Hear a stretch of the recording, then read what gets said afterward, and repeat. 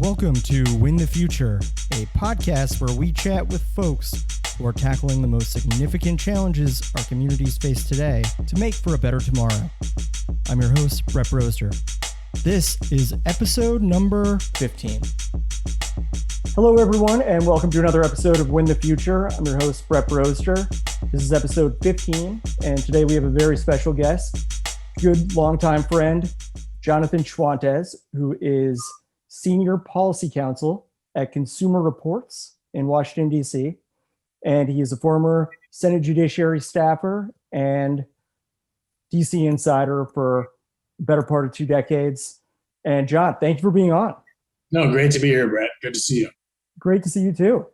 And John, so let's start with broadband access. So I saw a stat from a recent survey Consumer Reports did that over 80% of people see internet access as just important as electricity and water at this point, which is wild that we're at this place in time. But can you talk a little bit about what you're seeing out there? Yeah, I mean, if folks weren't thinking about their internet connection a year ago, they certainly are now, given that not all of us, but most of us are working from home, kids are learning from home, you're doing your doctor's appointments from home. And if you're unemployed, you're probably looking for a job online. So that requires an internet connection. Unfortunately, for a variety of reasons, not enough Americans have access to the internet. Or even if they have access to the internet, they can't afford the internet. Either way, access affordability is what we call in telecom circles the digital divide. It's the people who have and can afford internet service and those who cannot. And the number varies, but a lot of studies that I've looked at, the amount of folks who don't have internet access at home is well over 40 million people. That's an awful lot of folks who don't have access to affordable internet service. And some of that data, Brett, was before the pandemic hit. So imagine, March, we all go into lockdown. You're told not to come into the office. Kids are told to go home. We'll figure it out. Once they figured it out, it was, we're going to work from home for a while. And then a little bit of a reprieve in the summertime with kids being at home. But then in the fall, they're like, you know what? Kids are going to stay home too, and they're going to do their schoolwork from home. But if you don't have a strong, robust, fast internet connection at home, or God forbid you got unemployed and you can't even really afford internet service, you're stuck.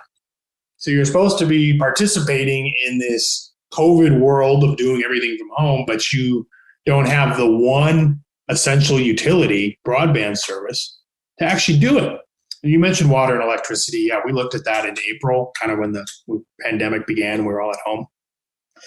We did that same survey, Brett, about 3 years ago, and about 2 out of 3 Americans thought broadband service, but with broadband being, let's just define that quickly, that's really fast, reliable internet service. It's a technical definition regulated by the Federal Communications Commission, the FCC, meaning 25 megabits download speed, 3 megabits per second upload speed. That's the definition of broadband. So when I say broadband, that's just what most of us think of as the internet. That's really fast internet service. We can get into the weeds on that a little bit, but that's what I say broadband is interchangeable with internet service for purposes of our conversation. But unlike water and electricity, broadband service isn't regulated like an essential utility. So there are no obligations for an internet service provider, an ISP like Comcast or AT&T or Verizon, to service all households. They're under no sort of obligation to make sure that service is affordable. They don't really have to share their networks with any other competitors to make sure that there's competition. So there's lots of different things wrapped up in telecom law that you could do, like water and electrical service, to make sure that more consumers have affordable access to the internet. But currently, that's not the case. Let's talk a little bit about that regulatory piece. Where do you see the future of broadband regulation going? Some common sense would be a good place to start. Since this is, I like this format, Brett. This is conversation. I'm old enough to remember the world before the internet. And that definitely ages me. But, when I went to college in the early 90s, we weren't really doing homework online. I remember when our email address was first introduced to us at the University of Minnesota, my senior year, like, here's your email address, which kind of parts of my name and a bunch of numbers at universityofminnesota.edu, whatever. But yeah, now sort of the rise of what we call the commercial internet really happened in the mid 90s, late 90s, early 2000s.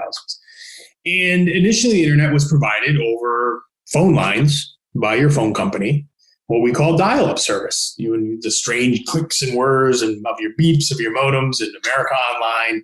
That was the internet as we knew it in the late 90s. And the phone companies were under certain rule book, regulatory playbook that they've been used to for decades. We can get into it if you want, but just, phone companies doing internet service. Late 90s, early 2000s, the cable companies who are regulated in a different way. So phone, cable, both fruits, but different kinds of fruits, and a different set of rules for those fruits. And just to warn you, Brett, telecom law is filled with lots of horrible analogies. I'm looking forward to it. There will be more than a few in this chat. But cable companies decide we can do internet too, and we can actually do it faster and better. And that's where the term broadband came from. Like we can do an always-on connection. You don't have to dial up. Like cable, and to be fair to cable, yeah, better internet service, broadband internet service, different set of rules. This came to a head in the mid-2000s, actually went all the way up to the Supreme Court. And ultimately the case that was called the Brand X decision, opinion written by Justice Clarence Thomas, basically said the FCC can determine of these different telecom providers of what sets of rules apply. And so the FCC, the first George W. Bush administration, the FCC chairman was Michael Powell, son of General Colin Powell, basically said, well, we want a really loose regulatory framework for the cable companies and the phone companies, yeah, whatever. And so the phone company said, no, that's not fair. They need to have our rules. And that's what went all the way up to the Supreme Court. Supreme Court said, like, well, whatever the FCC wants to do is fine by us. They have discretion. And so they kept the cable companies deregulated and decided, like, well, the phone companies can be deregulated as well. So that happened around 2005. Around the same time, people started clamoring for, well, are there any rules for this new service, internet service? And we have been wrestling and playing that game back and forth at the FCC, to some extent in Congress, for really, Brett, the last 15 years. Interesting. So let's talk a little bit about the FCC here.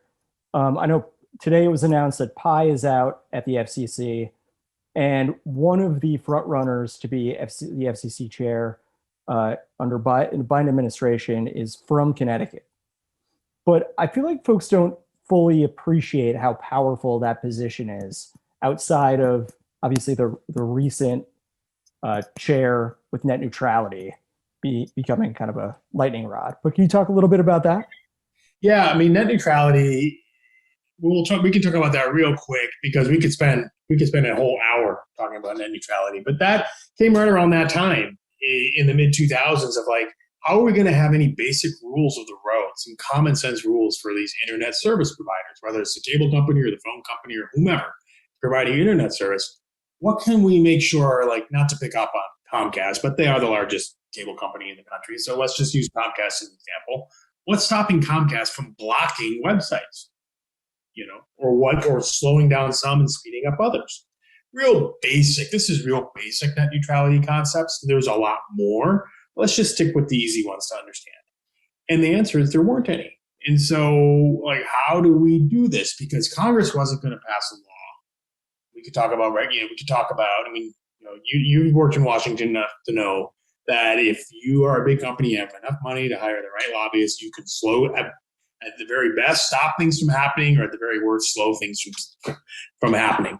So it wasn't going to happen at Congress, but the Federal Communications Commission has always been tasked with regulating the cable industry and regulating the phone industry, as well as the broadcast industry, and as well as figuring out like spectrum licenses. And they've been doing that really since the 1930s. And so it kind of defaulted to the FCC, like, well, you guys have regulated these industries, maybe you should kind of take it up. And they've been struggling to figure out how to do net neutrality for the better part of 15 years. Now, in 2015, we did successfully pass net neutrality rules. We did in 2010, but they were struck down in court. Again, let's not get into the weeds. And then in 2015, FCC Chairman Tom Wheeler, under President Obama, passed what was called the Open Internet Order of 2015. And part of how he was able to do that is he decided, given that the Supreme Court said to the FCC, how you choose to regulate these industries, that's up to you, FCC. So Chairman Wheeler said, I'm going to regulate you like a telecom company. That's what you are.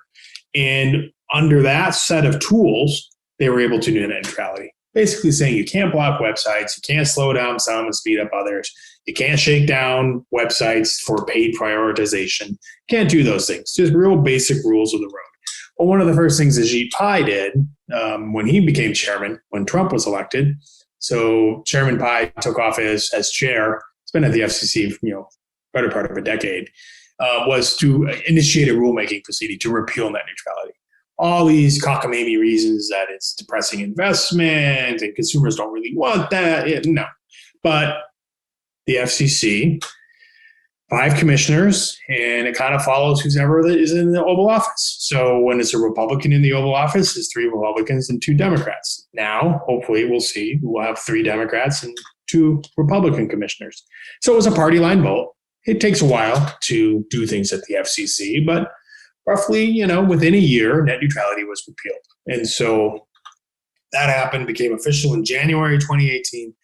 And one of the unfortunate things that happened, and as what we do in law, as a lot of other things happened. So the headlines were net neutrality was repealed. But behind the scenes, you dig into the many, many pages of the repeal, is you're left with nothing, Brett. There's no regulation of broadband providers, of internet service providers. Very, very few rules apply to these guys. So when the pandemic hit, all Chairman Pai could do, and you can look it up, is the Keep America Connected pledge, was asking the giant ISPs, like, please don't cut off consumers like Brett if he is unemployed and runs behind on his bill. Please don't do that. Please provide more Wi-Fi hotspots for students. But Brett, it was really a charm offensive. And I commend him for doing it, but he had no real stick to make these big companies do it because he took himself out of the game. And that's unfortunate. Hopefully, look, I'm not a heavy-handed regulatory guy. I'm moderate on these things. There are, it's not as simple as let's just slap a bunch of regulations on these guys, but I'm for something. And it's a lot more than what we have now. And so without anything happening at the federal level on that front, have you seen states trying to kind of take the lead on it? And if so, what states are doing it well versus kind of who's just leaving it to the side? Well, who's doing it well is a lot of that's TBD, just because it's still an emerging issue. But in the wake of the federal repeal at the FCC of net neutrality, like I said, became official in January 2018, California worked really, really hard to pass a state net neutrality law. And we at Consumer Reports worked hard to make that happen with a lot of allies in California. It was close. It was a hard fight. But California passed its own net neutrality law later in that year, in September of 2018. But I feel like I'm back in law school now. There's a real open question of like, well, can a federal law preempt the states from doing that sort of thing? And that fight, Brett, because, litigation, that's ongoing. And so we don't really know for sure if California will be able to have their own net neutrality law. They passed it, but it's in litigation as to whether or not federal law can preempt it. It's an interesting question as only a lawyer. No, I don't know. I guess you don't have to be a lawyer to appreciate it. In absence of a federal law, in the absence of federal regulations, remember, the FCC took themselves out of the game. If you don't really have a federal law, can you preempt the states from doing something? It's an open question. I am oversimplifying it, but that's why, lawyers it's what they do, Brett. Understood. Well, John, and kind of following that kind of thread, with Biden coming into office, what are some of the things you see happening on the tech regulation, broadband access front? I think really, the Federal Communications Commission, the FCC, can do things. They can go back out there with the charm offensive and saying, hey, let's keep this pledge going. It was a good idea. Chairman Pai had a good idea. We could do it again. that has long since expired. I mean, the goodwill of the cable companies is only for so long, right? We hear lots of reports. Comcast wants to do data caps. I'm sure they're still kicking people off who are behind on their bills. You're cutting them off, even though, so you could do that again. But the FCC is a regulatory agency, Brett. They can only do so much within the confines of the law. But net neutrality, right now it's a 2-2. There's 2 Republicans, 2 Democrats, because Ajit's going to leave. So right now, if you just kind of like doing the smart odds making, you would assume the Republicans aren't going to vote to bring back net neutrality. The current Republican commissioners, you would need a 3rd Democrat. But right now, you don't know. That depends who's going to control the Senate. Is it going to be Mitch McConnell? Is it going to be Chuck Schumer? I don't know. I guess we'll know. Hopefully, we'll know in early January what happens in Georgia. But absent that 3rd Democrat being at the FCC, you could have a deadlocked commission. So, looking for the FCC to solve all of consumers' problems in the broadband market, that might have to wait, right? We'll see. But let's assume there is a Democrat there and it's a 3-2 majority. Yeah, you could pass net neutrality again at the FCC. But the trump card, to kind of engage in a civics lesson, is Congress. I mean, Congress could pass a net neutrality bill in a week. Basically say, this is how we're going to regulate broadband service. This is how we're not going to regulate broadband service. This is what we're going to require in terms of investments. This is what we're going to do.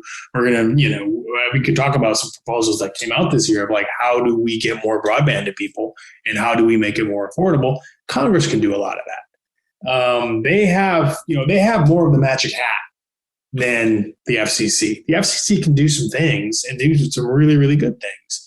But ultimately, Congress can solve these problems. And it's my view, and it's Consumer Reports' view, it's both, but Congress needs to step up to really take on broadband access, broadband affordability, net neutrality, the list goes on and on and on. We have not, Brett, had a major piece of telecommunications legislation pass Congress since the 1996 Telecommunications Act. So it's time. It's time. And I mean, so if you think about that, and I talked about dial-up internet. That's how we were accessing the internet in 1996. Dial-up modems. It's been 24 going on a quarter century now, right? It's time to have an updated telecommunications law. Cut some compromises where we need to, but it's time. We need a new telecommunications law for the internet world. Well, John, we'll tackle that. Let's kind of dive further into that after we take a quick break. We're just going to go to commercial. We're here with John Schwantes, Senior Policy Counsel at Consumer Reports, and we'll be back shortly. Win the Future is sponsored in part by Connecticut by the Numbers.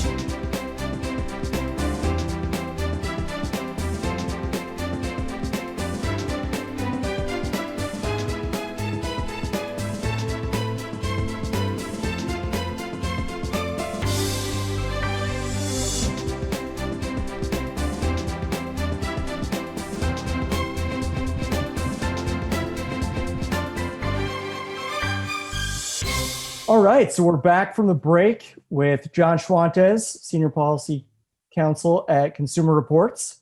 And John, I know we're talking about a lot of different facets to telecommunications, which are all fascinating. But to kind of get down to the kitchen table issue in front of us here, affordability of broadband is obviously something that people are just struggling with across the country. And the second stimulus just passed. And I know there's a piece of that deals with affording broadband access. Can you talk a little bit about that? It's not cheap.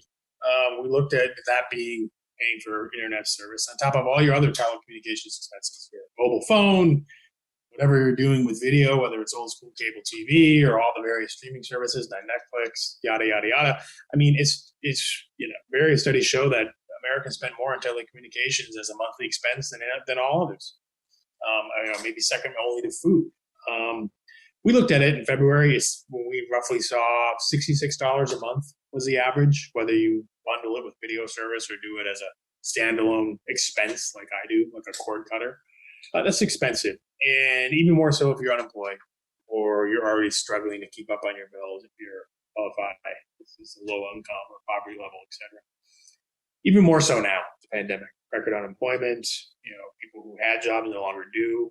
Last thing you want to do is scrape together $66 a month for internet service. So something that's been kicking around Congress, since the pandemic began, was like, let's come up with a $50 benefit a month that if you, Brett, are unemployed, you can apply towards broadband service. So of all the other things that you are trying to balance to make your balanced budget at home, you don't have to worry about spending $50 on internet service when you should be spending that on food for your kids. So we lobbied hard for that in Congress. Consumer Reports supported it. We have been banging away at it for months and months and months. And it was, surprisingly, good surprise, $3.2 billion were appropriated for this program that will provide $50 a month to Americans who have been adversely impacted by the pandemic. So if you're unemployed, furloughed, or otherwise can demonstrate that you're low income, will be eligible for this benefit. And it will continue until the end of the pandemic, until there is no longer a national emergency. So I think that is a real way to help folks during these tough times. When we're talking about Congress looking at legislation, let's say in Georgia, both seats go to the Dems in a perfect world. What are some pieces of legislation that have been put out there by Democrats that you would hope to see move forward with that situation? It's a great question, Brett. One of them was this benefit program that I'm talking, $50 a month, but that's been taken care of. I mean, people bemoan all the pork that was in these giant bills, which is always the case. When Congress was doing your job, you wouldn't be forced to spend, have $1 trillion bill all at once. I mean, if you just take care of it as it goes, it would never end up that big. All that is to say, our little slice of the pie, $3.2 billion, that's been taken care of. But another big part of it is investment in broadband networks. And it's the favorite words, the biggest bipartisan word in Washington, even predated Trump, was infrastructure. You can get everybody to get behind infrastructure. Everybody hates potholes. And, let's invest in infrastructure. Representative Clyburn, South Carolina, he had a bill. I forget the exact name, but it was basically $100 billion of investment in infrastructure, into internet infrastructure. So it's a combination of helping states like Connecticut. Like, how can we help invest in your network? How can we do that? I mean, how can we foster competition? Because, having done antitrust law before, there's price discipline. If you have more than one, if there's only one player in town, you're stuck paying whatever Comcast wants you to pay. You have competition. The theory, it's not always perfect. The theory is that they'll compete on price, they'll compete on service. So, but that takes money to help people compete to get in the market. This is a very expensive market to get into. I mean, it costs a lot of money to dig up the ground and lay fiber and wire homes. And then once you build it, gotta hope people will come, because now you're competing with these big, large, entrenched monopolies like Comcast and Charter and AT&T and Verizon. So that was it was included in the House passed infrastructure bill that passed right before the 4th of July. But that would be a big step forward, Brett. $100 billion for investing in broadband networks, which helps the rural problem of wiring homes out in the sticks, get that out there, because you have these, I have to look it up, but you almost these tale of two cities where you have these small towns back where you and I grew up that have high-speed broadband networks.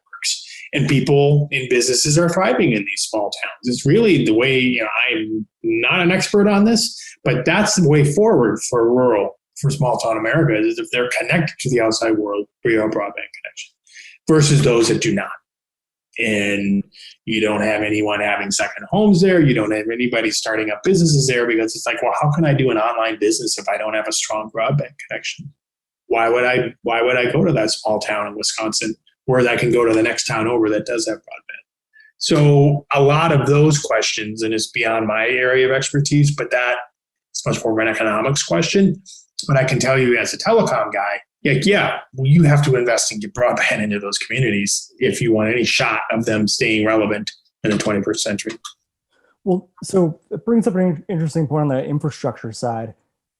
Do you find more, and maybe it's not more or less. Maybe it's just different. But do you find that it's more of a difficulty within these conversations to be building this up in rural and suburban areas where you might have more green land and the ability to dig up? Or is it where you have aging infrastructure in places like New England? That's a tough question, Brett. It's not, I hesitate to make broad generalizations. Some of it is geography. Like, it's just hard to wire wide open spaces because you physically need to lay the cable, if that's your solution. That's why a lot of people talk about 5G. They talk about wireless, because then you don't have to sit and string wire or put it under the ground. You can do this, do the magic with a wireless connection, but you still need to like have towers to do that. It's not like you snap, it's not like you snap your fingers and the whole country's lit up with 5G. It doesn't work that way. And in the cities, yeah, there are issues with rights of way. And, there's only so much that cities are going to let you rip up the roads to like upgrade your fiber network. But I think what you have in the cities is if you're, where I live, Washington, D.C., you have a large building with 300 units. You're like, oh, I can bring that fiber right up to the curb. I can go into the basement of that building. And then it's just like lighting a Christmas tree. Like, whereas if, you go to northern Wisconsin, where I'm very fond of, it's like the next house is 3 miles away. I mean, how expensive is it going to be to string fiber all the way to that home? And are you going to do it for one family, right? Because, it's fairly obvious who are going to pay, let's just use my average, $66 a month. You're never going to get your return on the investment of that. We faced this in the phone world 100 years ago. We faced this in the electricity world 100 years ago. Ultimately, and again, it's a little deep into the pool here, but that's ultimately where the federal government comes in and says, you know what? The Tennessee Valley needs electricity. We're going to do it. And rural Wisconsin needs phone service. We're going to do it. We're going to have the Universal Service Fund. We're going to do these things to make sure everybody has phone service, everybody has electrical service, everybody, unless you're living in a cabin, has water service. It's one of those things. I think the conversation is moving there. Like, everybody deserves a broadband connection. You have the Biden-Harris transition team talking about universal broadband, and that's exactly what they're talking about, Brett. And when I hear universal broadband, it's music to my ears, but I also see the dollar signs. Like, it's because again, I'm not an economist. That's not something the private market's going to solve on their own, because in some cases, it just doesn't make sense economically for them to put that kind of money in if they can only charge a retail rate. John, what would you give as advice to somebody who wants to follow in the Godfather's footsteps? It's interesting, Brett, because, I was one of those people who went straight through from undergrad to law school. And and I was never really, I was never really mystified by the law. Like, I had to end up at a top blue chip law firm in Chicago or New York. Like, I never had that as my career goal. But when you go straight through and, you get good grades, and I did, and the law firms come knocking, and you grow up modestly, like both you and I did, and you see the paycheck, you're like, well, that looks pretty good. And, how many books have been written about this since the dawn of time? You can chase the money, but the money won't make you happy.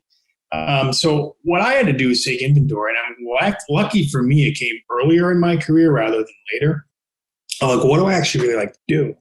So I had an internship in D.C. and for Congressman Dave Obey, my congressman from the 7th District of Wisconsin. Long story how that all happened, but it did. But I was in Washington in the early 90s, and I had spent a semester interning for Congressman Obey. Bill Clinton was elected president, and the rest became history.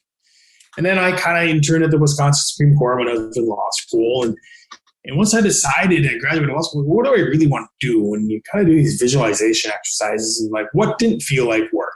I'm not one of these, I'm really envious people who never feel like they're working because they're doing their passion. That's great. To me, politics still feels like work. Like, I'm still working, but I love And I thought about like, well, I remember walking through the hallways of the Rayburn House office building, and you're giving a Capitol tour, which every good intern is forced to do. And that's what made me happy. Not that I wanted to be a tour guide, but I really was jazzed working in the halls of Congress. And when I finished law school and I passed up the law firms and passed up the paycheck, which was not easy. I mean, it's a hard decision to make. And it wasn't sitting on a trust fund. I was the decision ultimately became a no-brainer. And yeah, I started my career in the Senate and haven't looked back. Well, John, I can't thank you enough for your time. And thanks everybody for tuning in to another episode of Win the Future. We'll be back next week. Thank you for listening to the Win the Future podcast, sponsored by the strategic communications firm, A Better Campaign. Make sure to visit our website at abettercampaign.com/winthefuture. Please don't forget to subscribe to our podcast on Spotify, Apple Podcasts, Stitcher, or wherever you get your podcasts, and share it with your friends. Thank you for tuning in. Please tune in again next Thursday for another episode of Win the Future.